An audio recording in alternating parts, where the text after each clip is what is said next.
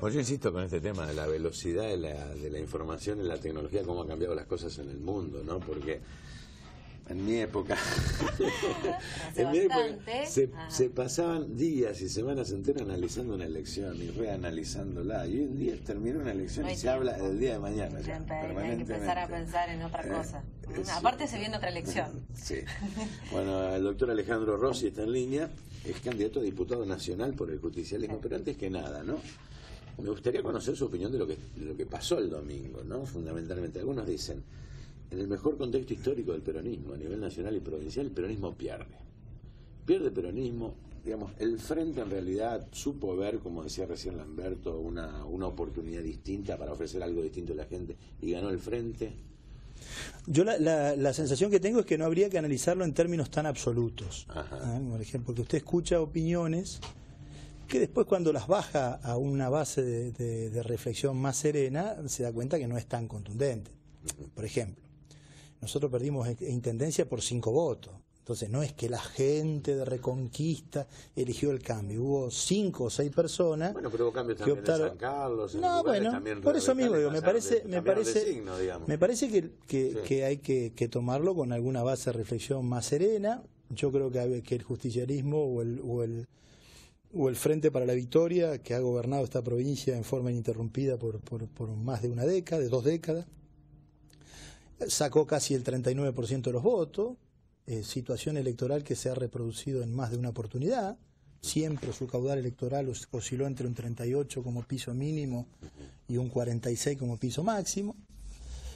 Y ha habido una porción de la población, esta diferencia que estamos hablando, un 8 o un 9% de la población, que así como un 40% que creyó que nosotros gestionamos con claridad, transparencia y transformación esta provincia por tantos años en forma interrumpida, hubo una porción de la población que pensó que era un momento de cambio, que creyó en una idea global de propuesta que Wiener le propuso. Ha ganado en momentos mucho más difíciles.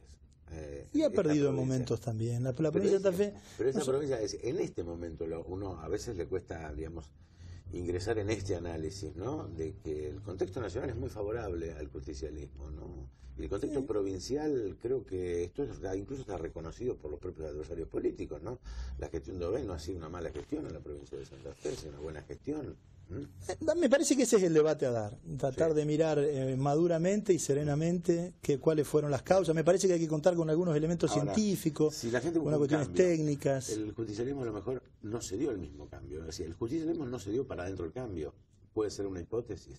Es decir, el justicialismo ha perdido esa posibilidad de reinventarse, de renovarse, de darle oportunidades a la juventud peronista. Claramente hay un sector de la población, esta franja que les dio el triunfo, que obviamente no las expresamos.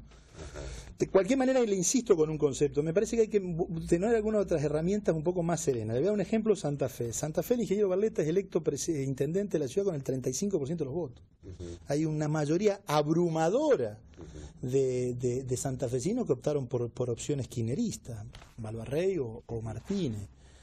Me parece que sí, claramente hay un problema de vertebrar una propuesta que el justicialismo tiene en Rosario, eso se ve sí claramente, donde usted dice, bueno, ahí hay una situación donde la sucesión de administraciones socialistas, que comienza hace casi 20 años, contando las de Caballero, no ha permitido o no hemos podido generar una situación de transformación que nos permita ponernos con candidatos de otra manera. También me parece que hay una fatiga de materiales. Mire, cuando uno ha gobernado 24 años de periodo, la tendencia a cambiar es una tendencia natural. La de Santa Fe, a lo mejor hay que verlo de otra manera, digamos. Puede haber sido un voto castigo para la administración municipal actual. También. Si suma lo de Oscar Martínez con el Barletta, digamos. El discurso del opositor. Está bien, pero es perfecto, pero también puede ser cero. Pero lo que quiero decirle, que me parece que sería una lectura errónea que haga el Frente Progresista y que sea una victoria errónea nuestra. Nosotros creer que hemos implosionado o explotado, hemos desaparecido como fuerza, porque eso no suele ocurrir, hemos ganado y hemos perdido elecciones y ha sido una situación, todo ese proceso produce una renovación. El justicialismo, contestando un poco a lo que usted preguntaba, ha sido una fuerza que ha tenido capacidad de renovación. Ninguno de los dirigentes que protagonizó la década del 80 le siguió en la década del 90. Se dio un fenómeno muy especial con la sucesión de Reutemann, Obey, que permitió gobernar 16 años en forma continua con 2 gobernadores solo. Es una provincia que hemos gobernado en general sin reelección, o sea que hemos tenido capacidad de generar alternancia de dirigente. Me parece que naturalmente se abrirá una etapa donde habrá un montón de personas que la protagonizarán y después habrá un proceso de selección. Me parece que Reutemann, digamos, fue una máquina electoral implacable. Ahora, también fue una máquina de destrucción política dentro del peronismo. ¿No cree que fue así también? Es decir, si uno busca, tal vez, que el objetivo del justicialismo era ganar una elección, pero se olvidó de una participación activa de la política en los... Yo tengo la... encuentro chicos que dicen, bueno, chicos jóvenes, dice yo, lo que en su momento fue la histórica juventud maravillosa que tuvo el peronismo en otra época, hoy no tenemos cabida en el peronismo, no tenemos posibilidades en el peronismo. A mí me cuesta, hay sectores de los trabajadores a mí me cuesta, que no se ven representados. Lo que históricamente fue el peronismo, el sector de los trabajadores, por ejemplo. A mí me cuesta, digamos, yo todo lo que usted dice, yo no es difícil corresponderlo unívocamente, pero yo trataría de desarmar. Es más fácil decirlo de este lado. Claro, es más fácil.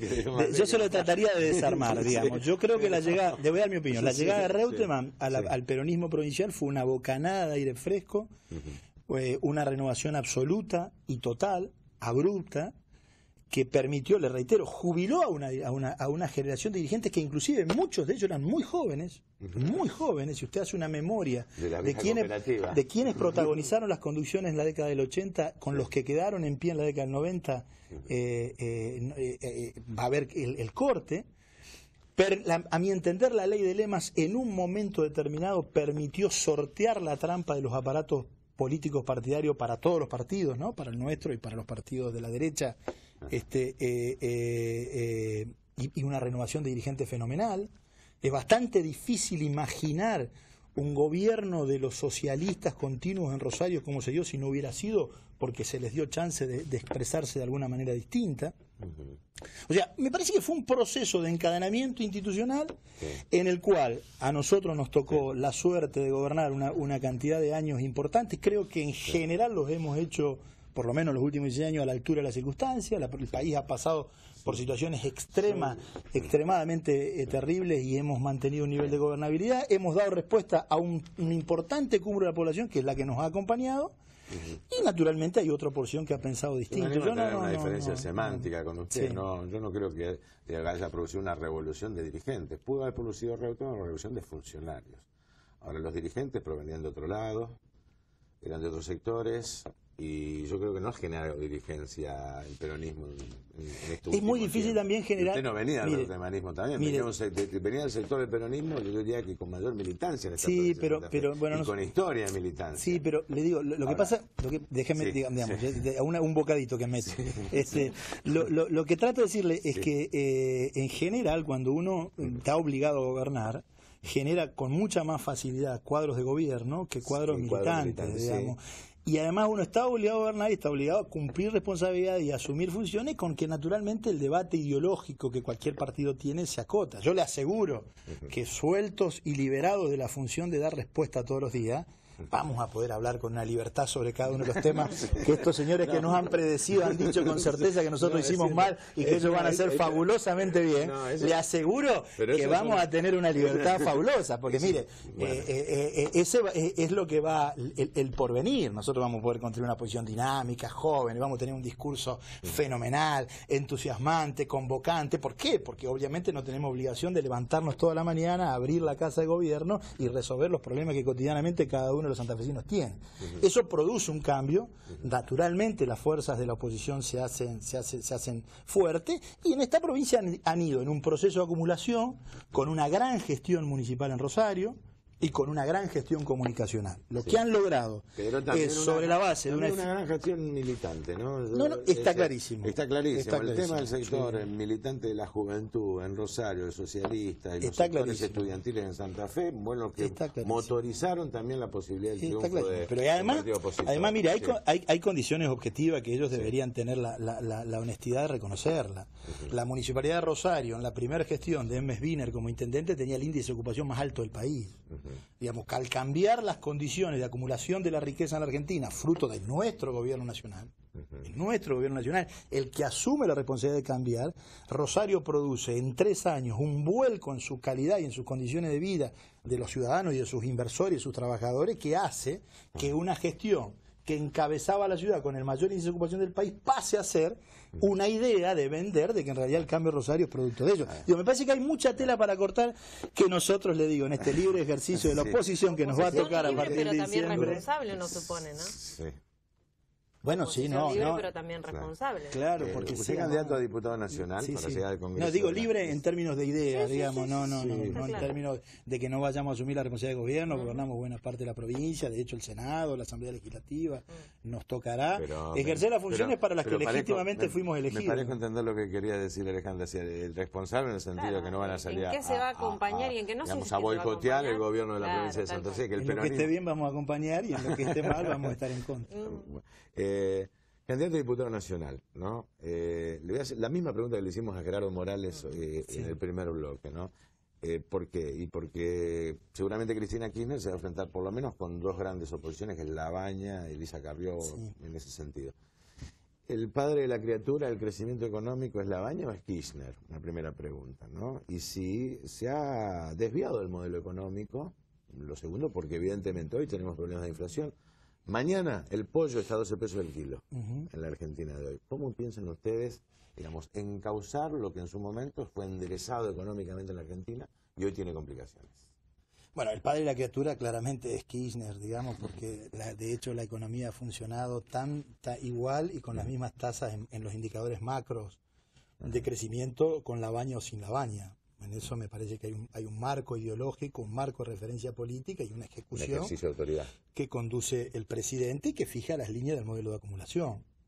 Me parece que también negar que tenemos algunos problemas en algunas áreas es no ver la realidad, y yo creo que vamos camino seguramente a partir de la asunción de Cristina el 10 de diciembre a producir algunos corrimientos que lamentablemente los corrimientos en materia inflacionaria habitualmente tienen que ver con enfriar un poco los niveles de consumo y consecuentemente poder contenerla de alguna manera, porque las variables macros que hacen al proceso inflacionario están todas absolutamente bajo control. Acá lo que hay es una fenomenal recomposición de la cadena de precios y hay una fenomenal asistencia de personas que en vez de apostar a la inversión y productiva, aún apuestan a recuperar su cadena de rentabilidad a costa de los precios. Bueno, lo que quiero decirles es lo siguiente, me parece que también hay que, porque si no las cosas es como que se confunden, digamos. Nosotros somos un gobierno progresista y transformador, digamos, todos los que nos reclaman lo contrario están en una senda distinta en términos ideológicos a lo que estamos planteando. Digo, está bien. No es, digamos, aquel que nos reclama que el pollo vale 12 pesos, en realidad quiere que valga 8 con una tasa de interés financiera para la especulación, con una apertura de la economía, con una cantidad de cuestiones absolutamente distintas. ¿De qué lado se hace? El problema es que tal vez no valga a 12 el pollo, pero el problema está en que una inflación por expectativa se produce en la Argentina porque los números no son reales. No, la inflación por expectativas.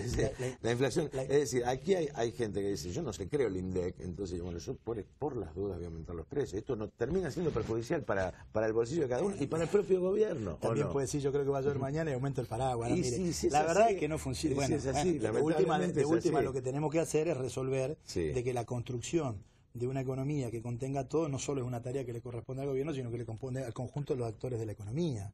Digamos, me parece lo que me parece es que en algunos puntos uno observa claras contradicciones entre lo que se reclama y el efecto que cree que va a producir.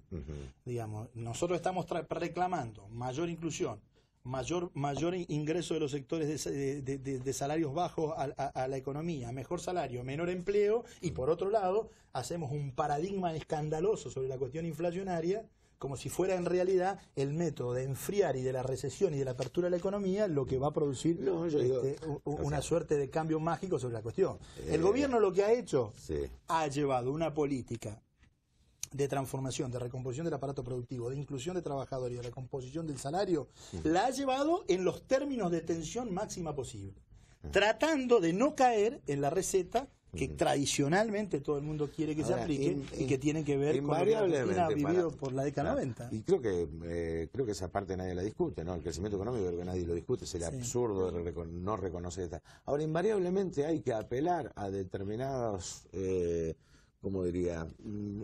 determinados aspectos que rozan digamos, de avasallar la institucionalidad de determinados aspectos de todo el país para ejercer ese ejercicio de la autoridad. ¿En qué sentido se refiere puntualmente? Manejar los números del INDEC es tomar a los argentinos de tontos, me parece, ¿no? Esto ha generado la reacción de todo el cuerpo técnico del INDEC, es decir, bueno, esto es avanzar sobre la institucionalidad de un organismo técnico, el Consejo de la Magistratura. En realidad, le traslado el talón de Aquiles que plantea la oposición al gobierno de la calidad institucional. Bueno, mire, ahora viene una época fenomenal para nosotros los santafesinos, porque hace años que venimos diciendo calidad institucional y que ahora se viene la mejora de la calidad institucional y nosotros vamos a ver de qué se trata la mejora de la calidad institucional. Entonces, todo esto que hasta ahora son títulos, hay que ver en concreto en qué consiste. A ver, le voy a dar un ejemplo. La provincia de Santa Fe tiene Consejo de la Magistratura para selección de sus jueces 5 años antes que el Gobierno Nacional.